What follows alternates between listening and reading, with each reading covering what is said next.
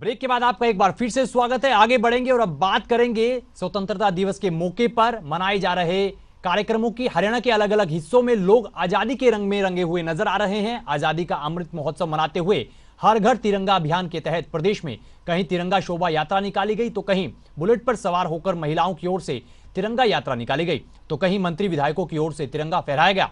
हम आपको TV screen पर प्रदेश के अलग अलग हिस्सों की 4 तस्वीरें दिखा रहे हैं।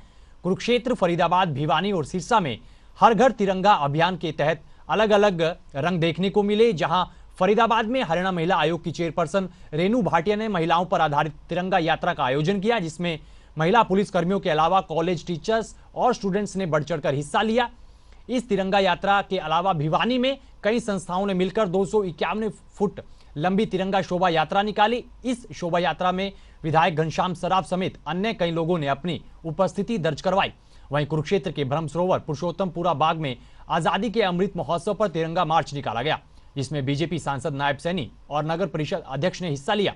इस मौके पर बीजेपी सांसद नायब सैनी ने कहा कि हर घर तिरंगा अभियान में कोई भी घर नहीं छूटना चाहिए। हर घर पर तिरंगा शान से लहराया जाना चाहिए और शहीदों के बलिदान को याद किया जाना चाहिए। देखिए, देश के लोकप्रिय प्रधानमंत्री आदरणीय नरेंद्र मोदी जी ने ये आह्वान किया था कि आज़ादी का 75वां वर्ष आ रहा है और इस आज़ादी के 75वें वर्ष को हम अमृत महोत्सव के रूप में मनाएंगे। और आज पूरा देश और हिंदुस्तान के जितने फॉलोअर्स विश्व के अंदर बैठे हैं, सभी आज आज़ादी का अमृत महोत्सव बड़े हर्षोल्लास के साथ मना रहे हैं।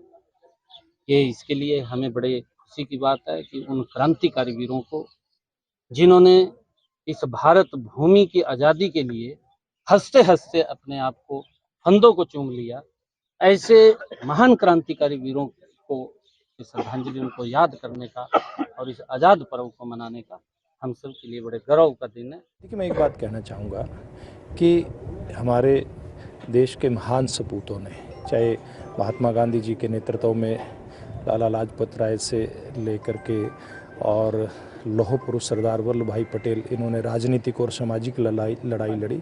सुभाष चंद्र बोस से लेकर के शहीद भगत सिंह, राजगुरु सुखदेव, ऐसे शहीदों ने अपने प्राणों का बलिदान देकर के देश को आज़ाद करवाया। तो हम सब लोगों को देश के प्रधानमंत्री जी का जो एक ये सोच है, एक विचार है कि देश के लिए सब नागरिक मिल करके देश के निर्माण में आगे बढ़ करके हम लोग लगें। आज आज़ादी का अमृत महोत्सव का 75वां वर्ष है ये, और इसमें लोगों में उत्साह है। सारे नगरवासी व हमारे जितने भी आदमी हैं वे सारे इस काम में लगे हैं कि इस शोभा यात्रा को अच्छी से अच्छी बनाएं और प्रत्येक घर पे तिरंगा लहराएं। अच्छा लग रहा है, बहुत प्राउड मोमेंट है और ऐसा लग रहा है कि हाँ, मोदी जी ने जो कहा है वो अब सक्सेसफुल हो रहा है। हर घर में तिरंगा और रैली भी निकल रही है। देखिए, ये तो पूछने की बात ही नहीं है। जब तिरंगा जो छाती पे लगा हो या हाथों में पहना हो, हाथ में लेके तिरंगे को चल रहे हो, तो ये तो हमारी एक मतलब आन बान शान का प्रतीक है और तिरंगे को लेके चलना अपने आप में ये एक बहुत बड़ी बात है।